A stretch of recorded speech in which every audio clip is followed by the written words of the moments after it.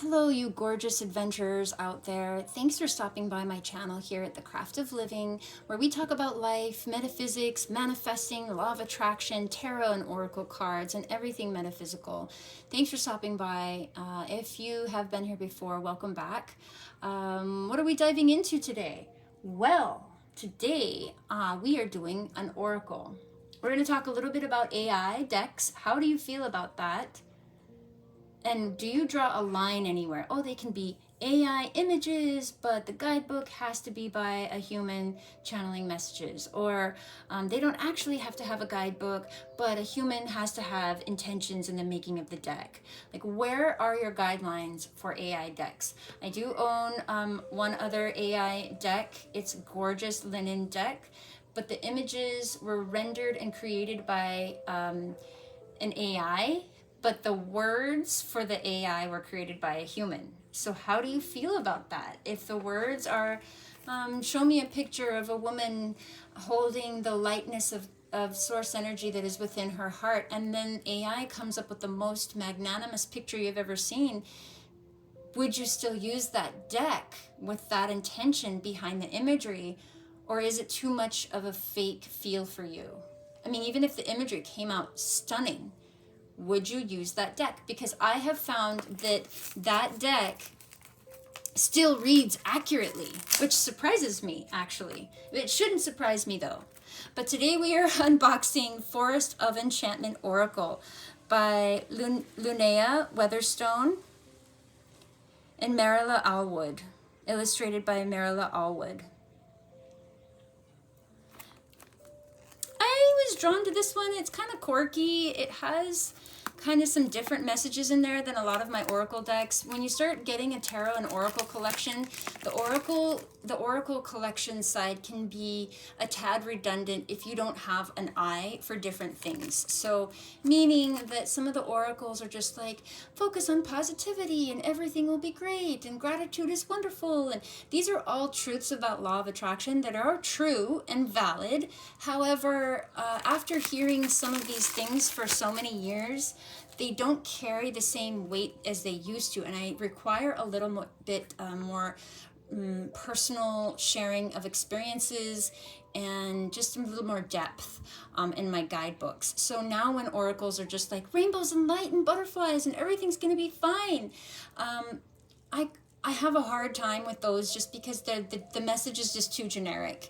I've heard that before, and I need something a little bit deeper. So this deck, I'm hoping, will kind of hit that. And I actually believe it's going to pair nicely with Tarot of the Witch's Garden. So we might do our first little pairing with this deck today as I unbox this. And then we will also dive into my newest deck, the Dead Inside deck, which also carried some messages we'll talk about in a little bit later in the video that none of my other decks carry, and I just really wanted to explore this because we'll get into this a little bit later. And gilding. I started gilding this deck. I'll just show you in a bit. Anywho, let's get into this one right now. Let's see what this one has to offer. So we start off with a magnetic closure.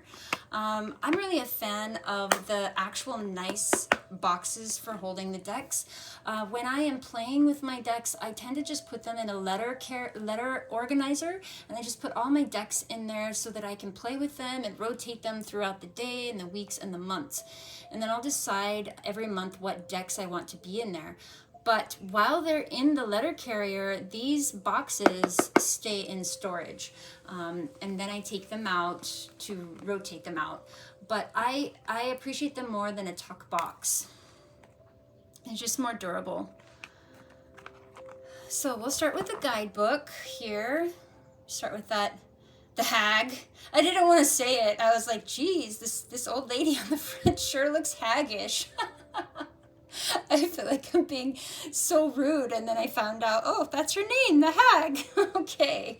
But yeah, that was actually the one thing that turned me off. I'm like, I kind of don't like that old hag on the back. Little did I know that was her name. All right, so Forest of Enchantment Oracle. I love this magical door here. I think that's the backs of the cards. The gingerbread house looks so funny to me. It looks like a witch's gingerbread house. It's kind of scary. Because they're just gonna eat you. No, don't go in there. They're gonna eat you. Okay, so there's table of contents. I love that. Thou shalt not might reach the head, but it takes once upon a time to reach the heart. Philip Pullman. That's so sweet. I love the artwork though. So far I just love the artwork of this deck. It looks like a map, a stone map. You are here.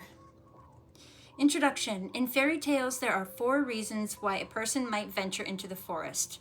They have a quest or a task. And okay, I just want to say, forest to me is synonymous with the unknown or adventure or life. Uncertainty would be the forest. They have a quest or a task. They are fleeing from danger. I'm sorry, is it blurry, guys? Let me fix that. They seek a treasure. They are lost. What happens next determines the progress of the tale. What they see, who they meet, what they find, and what they choose to do. You know what this reminds me of, guys? This reminds me of Narnia. Especially that fawn that we saw. Where did he go? I thought I just saw a fawn. Did I just see a fawn? Am I going crazy? I thought I just saw... Oh, there he is. Okay. Yeah, this reminds me of the fawn they meet in Narnia. And they sit down and have a cup of tea with him. And they were so trusting. They just instantly trusted him. And then he was betraying them the whole time. Later to, like, you know, soften his heart. And then he ended up being their friend. But, you know, love that. The adventure... What happens next determines the progress of the tale, what they see, who they meet, what they find, and what they choose to do. And so it is with our lives. Sometimes we pursue a goal, sometimes we get into a sticky situation, sometimes we have unfulfilled desires, and sometimes we are just lost. A wise oracle provides keys to unlock understanding and influence the progress of our tale. The Forest of Enchantment Oracle contains both shadow and light, challenges as well as encouragement. Like the Forest of Enchantment Tarot, this deck is not just about fairy tales or folk tales or myths or legends. It is about all of these and more. It is about what forest means in the human psyche and what enchantment means to each human heart. Life is unpredictable and the landscape of the forest is unpredictable by nature. You can only see so far. Long vistas available elsewhere are not part of the forest journey. This is a big part of its magic. This is why so many exciting tales are set in the forest. This book can be considered a sort of travel guide for the Forest of Enchantment. Like any such guide, it's just a starting point for your own experience. The cards themselves will be your guides as you come to know them. The story of the card and a core meaning is given with each description, as well as a note from the lore keeper whom you will meet in card 15. These tidbits are meant to encourage you to move deeper into the card, expand upon their tales, and have fun with their messages. The lore keeper says, you can just stumble through the forest trying to find your way out, or you can look at where you are right now and appreciate the journey itself. Unlike a tarot deck where the cards have set meanings as their foundation, with this oracle I have set the meanings, which means you are free to ignore them. If the card says something to you that is completely different than what I've written, your intuition is always the one to go with. Tarot has rules, though I encourage breaking them. Oracles have no rules. And I might just add, it's still kind of that way with tarot, though. I've seen one card be interpreted a million different ways by different tarot readers, and it's because tarot speaks to you through your own lexicon of intuitive hits. So someone who survived 9/11 is going to interpret the Tower card way differently than someone who has not, like myself. I do not consider the Tower card, I would not consider it from the same vantage point as somebody that was there during 9/11, right? So, and then Spirit knows this difference between the two intuitive ways of speaking, and Spirit will pull that card to have that message for you. So, you know, somebody might pull that tarot card and it means something different to them than it would to me. So I think tarot also has a lot of flexibility. So what is the Forest of Enchantment Oracle's purpose? To give you a new point of view, to affirm your intuition, to throw light onto your path, to uncover the lessons, to show you the gifts, to change your story. Getting to know your Oracle deck. And then there's a whole thing, getting to know your Oracle deck. what I need to know for me right now. Spreads and readings, single card readings, 3 cards, storyteller spread, forest folk spread, and then using oracle cards with tarot cards. The cards, she gets into the meanings of the cards here. And I just also, you know, we love a full guidebook that's in color. We just love it. So they give the description here, and then the oracle's advice, and then the lore keeper's note. Everyone has that. And then over here we have keywords for the card itself. So, a few closing thoughts from the lore keeper. She said we'll meet the lore keeper on 15, I think. Let's see. Oh, you're the lore keeper. You. Love it. It's like Owl from Winnie the Pooh. Of course, he's the Hierophant. All right, so let's get into the deck, right? Enough of this reading from the book. Oh my goodness. Just open it. Okay. Got the ribbon pull, which is like standard now for my expectations. And then here's the backs we talked about. The door of opportunity. Oh my gosh, they're sticking together. Oh, so they are pretty glossy. So the glossy decks do tend to stick together, but it's just out of the box, out of the printer, straight from the printer. So just give it a chance, guys. Just break it apart, break it apart. Yeah, it's pretty stuck. Anywho, I imagine that one flip through will change all of the stuck cards. See, they're kind of chunking together right now. Anyway, no gilding. I will definitely put a gilding on these. I'll probably make it green to match Tarot of the Witch's Garden. But let's just get started. We have the Hag. I wonder if she's holding a magic seeing stone. And when you look through it, you see a different reality. I don't know. I forgot what those things are called. Even the tops are pretty glossy too, guys. I mean, look at that gloss. I almost wish it wasn't so glossy. I'm not a huge fan of glossy, but it doesn't stop me from buying a deck. I'll just say that. The Bard's Song. So the Bard is the storyteller, right? It's his job. So those are all like glued together. I'll break him apart later. Changeling. He's a changeling. So what does he change into? A goblin and a human? I'll have to read that. Oh, there's another chunk. Oh, this is one of my favorite ones. Tea with a Fawn. Love that. Talk about an adventure. Little raspberry tarts over there. The Swan's Sister. What kind of clothing is she making? Is she making that with gold thread? I gotta read that now. This is cool. Okay, another chunk coming at me. Holy cow. Fairy Godmother. Oh, I love the colors. Goodness. Love the colors. The Sacred Spring. Yeah, guys, I'm just super drawn to the images and the magic I feel from this deck. I do feel the magic, despite the sticky cards. The Door into Winter. Yeah, this is the closet in my eyes. The Narnia closet. You open the closet from the confines of your warm and cozy house, and then you're met with the Winterland. There's another chunk. A Light in the Forest. Got some mushrooms growing over here. It's got the moon in the back. Cool. A Dragon's Nest. Yay, dragons! I love fantasy. Oh, so fun. And one hatched. Oh, so cute. Look at it. Trolls. Trolls are the negative thinkers in your head, the naysayers in your mind, the ones that say it can't be done. Why bother? Nobody's going to care. Why are you doing this? It's a waste of time.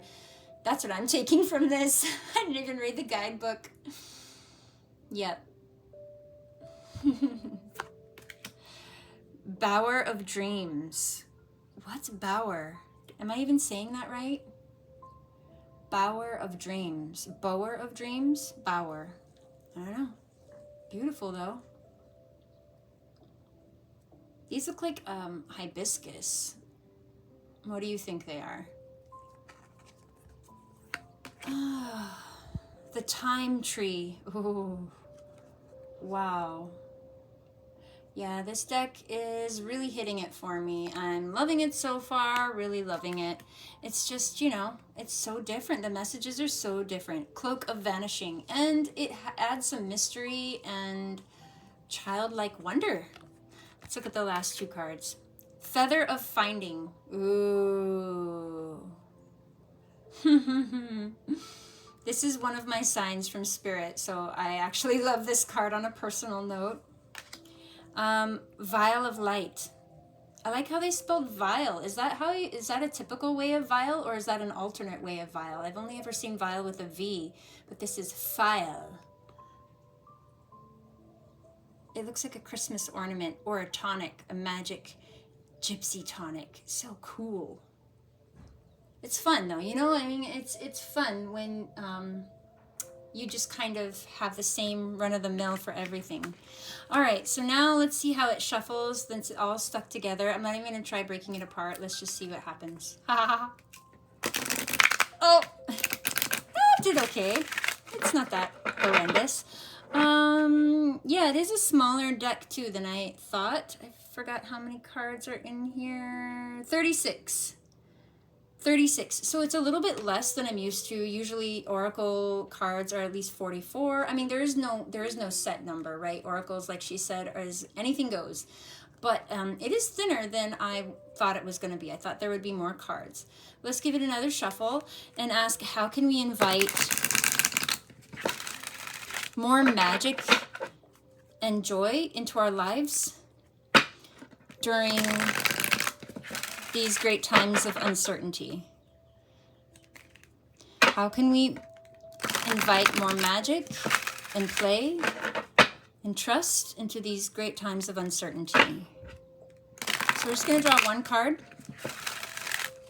One card. Oh. How can we invite more magic into our lives in these times of uncertainty? Magic and play. So, Bramble Brigade. Go out and play with your friends. Aww. Let's read it, guys. I'm excited. Bramble Brigade, number 7. Very cool. Let's check it out. I'm going to read it to you. Ready? Here we go. When danger threatens their loved ones and their homes, the small creatures of the forest band together to face the foe. It is a rare sight, for their general defense is the ability to run and hide. Alas, sometimes threats exceed these precautions, and it is time to deal with them once and for all. That's when the Bramble Brigade springs into action. They have trained for such a moment and bravely march forth under the flag of their chosen leader. Everyone has a skill they bring to the brigade's purpose, however small. An eyed hawk moth flies with them as a lookout, excuse me, and the rear guard mole stands ready to soundly poke any lingering enemy. Larger folk may smile at the wee one's bravado, but much can be accomplished when mighty hearts join together. Bravery is not the same thing as courage. You can be shaking in your boots with fear and still be brave. Brave is an action you take. Brave is a decision you make. A single dormouse, beetle, or vole may be daunted by the battle ahead, but with a stalwart comrade by their side, they are invincible. The Oracle's advice: denial and hiding may work for a while, but in the long run, you will be stronger and happier when you face your fears and conquer them. Confide in your comrades and seek their alliance in your cause, whether it's personal or public. There are people ready to join and encourage you as you fight your battles. Lore Keeper's note: the brigade gathers forest foliage as they go. Yarrow for healing, borage for courage, and dandelion for resilience. These are excellent plants to keep on hand when facing any challenge. So I also love that there's thought into the type of plants and flowers that are the characters in these cards are touching. I mean, this is something that I feel like AI lacks in is these types of details. And granted, you can have a human person inject these details into the command when rendering images, but there's something about the heart and the labor that it takes to make these composites come to life and onto a card and onto print and onto mass market and onto, there's something, the labor of love gets put into it that AI lacks, because though it is some type of labor, the labor isn't as intensive. And, you know, it's not to say that only intensive labor equals quality, but there's a certain extra love that's pumped into that just doesn't exist with AI stuff, because they've made it easier, right? It'll just, you know, put some words down and then it will make your picture for you, which is cool. And I'm not dissing anybody that has this approach, because like I said, the cards still tend to work as a divination tool. But I just want to support artists like this, I guess, because I'm a person that's in attention to details and really just, you know, doing your craft. And I love that. And I want to support that. And I want to buy decks from people like that. So, you know, I'll probably still buy AI decks too on some whims here and there. But these are the decks that I like to support. So let's just do a quick little pairing to see how this does with Tarot of the Witch's Garden. Yeah, these are going to have a lot of upside down images in here, but just bear with me. Focus. Okay.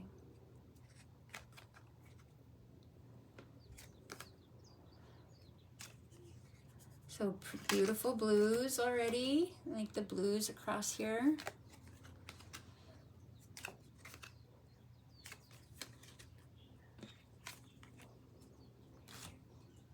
It does blend very nicely, guys. It does blend very nicely. The color scheme, really liking it.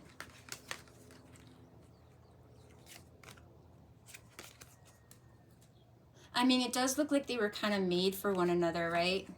I mean, look how these colors help pop the purples and the pinks in this card. It's very, very complimentary. A Jenny Wren. See, and then I get to learn something new, like, what's a Jenny Wren? Now I learn what the Jenny Wren is.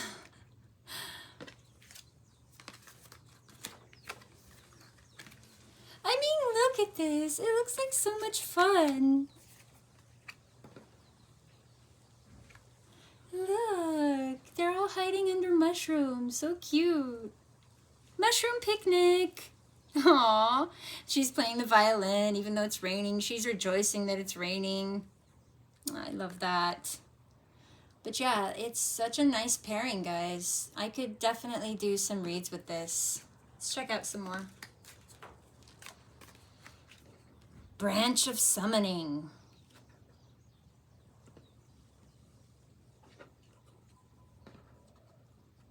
So pretty. I mean, look.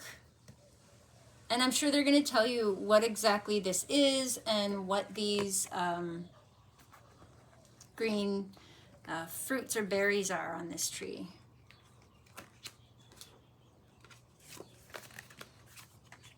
So, Cloak of Vanishing. This reminds me of Harry Potter's cloak.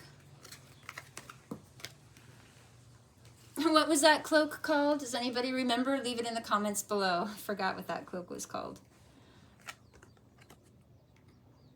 Very, very pretty, very cool. In fact, this card was definitely one of the reasons why I just had to have this deck. I mean, come on, he's sitting on a roly-poly bug or a carpenter bug, and it just looks so cool.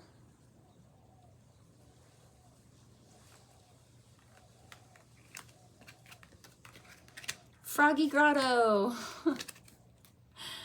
For those of you old enough, this reminds me of Fraggle Rock.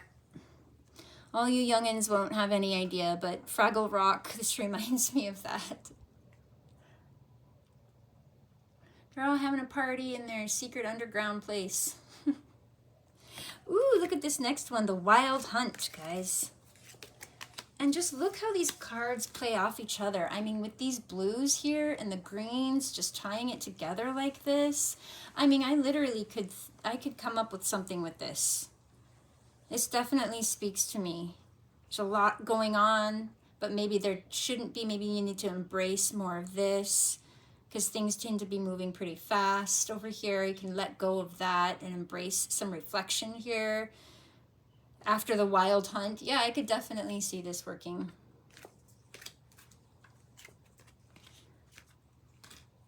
Like, how cool is that?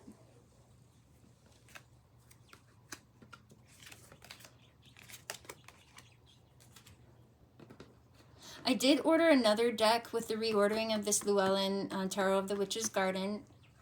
It's fun. It's going to be a big one. I'll give you a hint. It's an animal deck. It's been a while since I bought an animal deck. This is the door into summer. Gosh, look at all the frost coming off over here and the icicles and just the dead stillness of winter.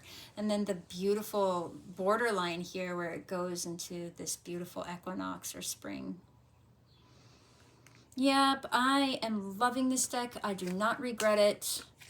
I'm pretty excited to do some reads. I got to do some sample reads first to see how they do. A lonely gnome? Poor little guy. How come he's a lonely gnome? His friends are all outside. How come he's lonely? Love this. Love this, love this. So this is kind of what's going on here. I don't want to take too much longer, so we can go ahead and move on. You kind of get an idea of this deck here. I'm super loving it. I can't wait to see how it works in reads and what kind of messages it's going to give me. But for now, let's move on to our next deck, which we talked about a little bit. We are doing the Dead Inside deck, and with this deck, I did start gilding it. This deck does not come with the guidebook. This deck is AI rendered, illustrated by Dareen Darren Elias. But it does say illustrated by Dareen Darren Elias.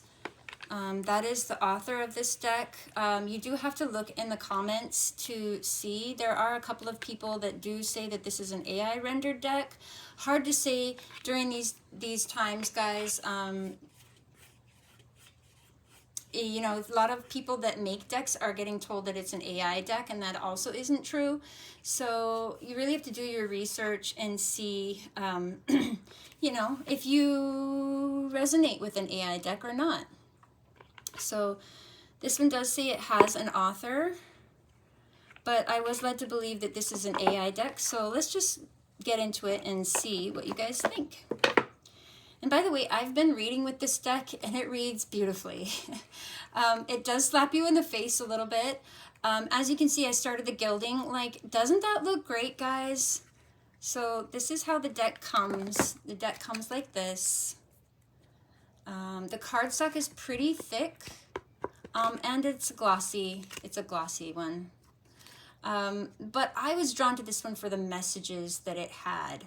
And yeah, I will be gilding the rest of that because look how amazing it looks after you gild it. I'll definitely be doing that. So let's get into these cards. I did unbox them already. I didn't have them from brand new.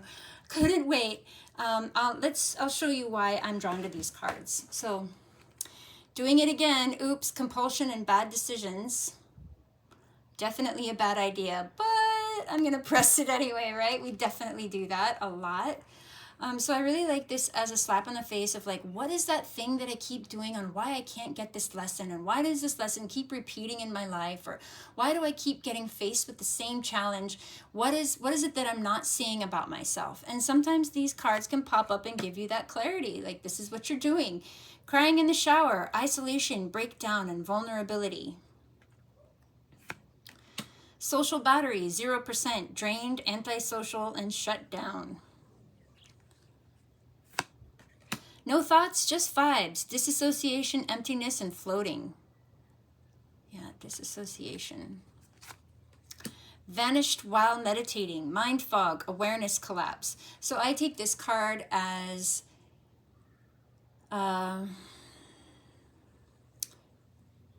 you kind of get lost while trying to meditate. You don't know where you went. You don't know what happened.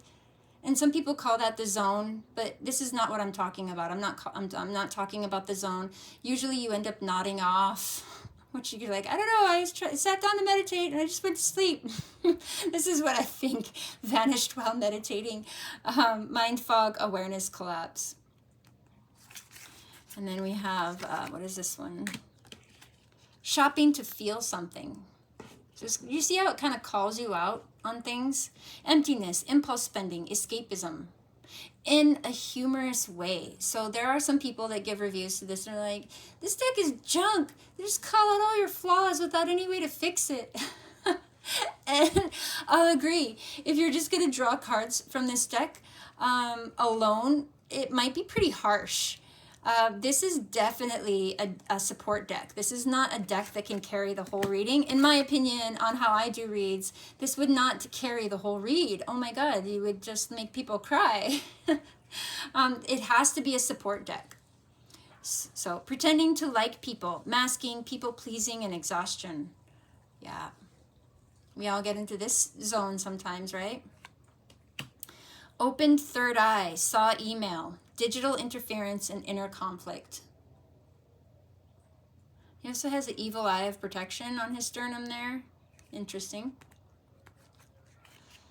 Still waiting on a sign. Doubt, impatience, divine silence. So it's like, oh, you're not taking any action. You're just kind of doing a spiritual bypass and you're just hoping to get a sign. Sometimes spirit and universe require you to take inspired action before any confirmation or validation will happen. So we have falling for red flags, attraction, ignored warnings, and drama. So it's like, oh man, I knew there were red flags, but I chose to ignore them because of A, B, and C. Because he or she was so blah, blah, blah, blah, blah, blah, blah, blah, blah.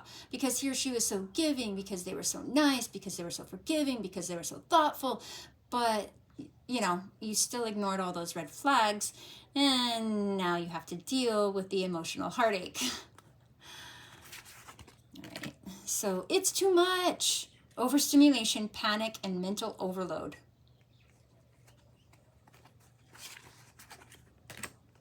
Overthinking hour, racing thoughts, insomnia loops.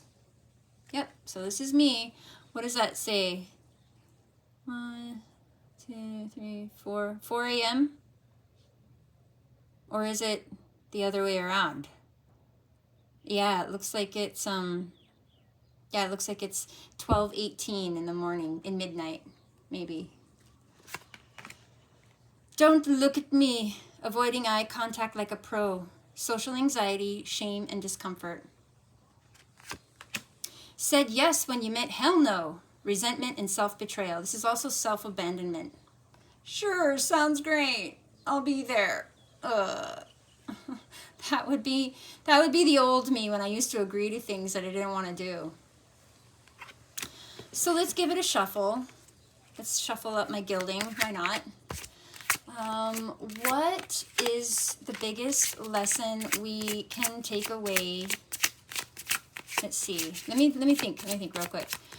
What do we need to be aware of while managing uncertain times? What do we all need to be aware of when managing uncertain times and change? What do we all need to be aware of when managing uncertain times and change? Let's just see what we have here. What do we need to be aware of when managing uncertain times and change? Look, it looks like I didn't shuffle at all. Okay. So 2 cards I'm getting. Boop, boop. Still not over it. Regret, looping thoughts, and lingering feelings. Yep. And even your spirit guide quit. Disillusionment and abandonment. So I just want you to know your spirit guides will never quit on you, okay? I just want you to know that. That is not something that ever happens. But it can feel like this, and I get the feeling of this card. When we tend to feel the most alone is when we've decided to embrace ego and sometimes more logic and reason than our heart and soul, and we kind of push spirit away by doing that. And so we feel kind of super alone sometimes because we've adopted perspectives and viewpoints and beliefs that kind of push spirit away. But I just want you to know that you can't truly push spirit away, and spirit will never quit on you. You can just choose to not let spirit enter, and by your beliefs and what you're doing. Because it's kind of like, oh, I don't believe in that. I don't believe that I have a spirit guide. Well, then, spirit's still going to be there, but they're not going to interject in your life. They're going to help you in ways that they can, but not in any way that would be too invasive. So how can we manage uncertain times and change? Learning to let go, because there's those of us like myself, and I know exactly what they're talking about. We're just thinking of the past memories, and we're just trying to hold on to that. Like, no, I don't want to let it go because of this and that, and I'm scared of the future, and that this is not going to happen, and again, I'll never experience this anymore. So there's like some processing that needs to happen as we're letting go and into relaxing into these unknown times. And recognizing that if you still have some stuff to work through, maybe journaling, maybe writing it out, maybe writing a letter to the person and tearing it up, burning it, or, just some way of expressing these feelings of loss so that we can get over it and relax into these unknown times. And, just remember that we're not alone. Even though it may feel like it, and it feels like we've been abandoned, this is not the case. We just perhaps need to change our habits, our daily habits, our beliefs, our perceptions, things we choose to think about and talk about.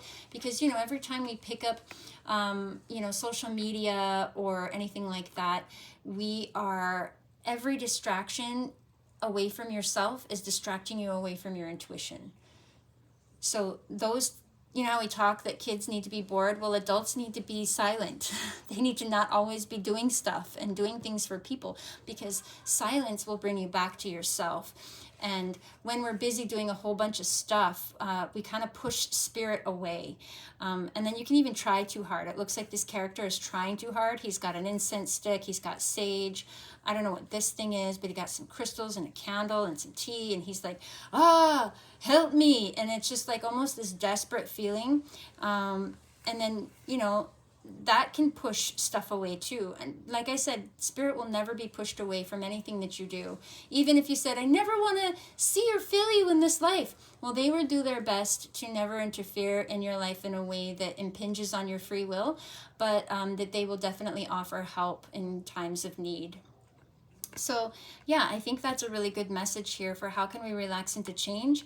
Let yourself grieve, let yourself process, let yourself practice the art of letting go and trusting what the future has for you, and that this is not going to be the last experience that you're going to have this way. There's better things for you in the future, and that just know that as you're going on this journey, you may feel alone, but you are not alone. That's what I got from these guys. Let me know what you think about some of the comments on here. And if you would get a deck like this, and what are your thoughts on an AI deck? Would you get an AI deck? Let's just say that this deck was drawn by a person. That would be great. But if we were to imagine that it wasn't drawn by a person and that it was AI, does that change your readings? Does it make your readings inaccurate? So let me know your thoughts below on your beliefs and thoughts on AI decks. Do they give accurate readings? After all, Spirit's just using these as a tool, and we are the conduits, right? So shouldn't really matter too much what tool we're using, as long as it's created and blessed in light. It should be a pretty accurate tool, right? Let me know what you think. And other than that, thanks for stopping by, guys. This was a good session today. We had a lot to cover. So let me know what you think in the comments below. Until next time, peace.